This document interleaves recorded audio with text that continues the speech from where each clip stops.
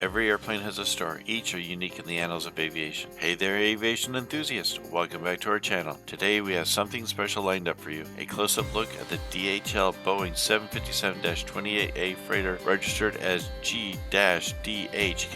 This aircraft is specially configured for freight, allowing it to carry a variety of goods across the globe efficiently. The interior of the freighter has been transformed to accommodate a vast cargo hold. It can transport anything from packages to oversized freight, ensuring your deliveries reach their destination on time. As for the exterior of this aircraft, it's pretty much the standard yellow and magenta livery DHL has had for many years. The distinctive feature of the exterior, however, is the image of Grand Tour host G-GMYE on the tail and the name Air Force One on the aft fuselage. Thanks for joining us today. Don't forget to like this video if you enjoyed it and share it with your fellow aviation enthusiasts. And remember, for more aviation content, hit that subscribe button and ring the notification bell. Until next time, happy flying, and that is why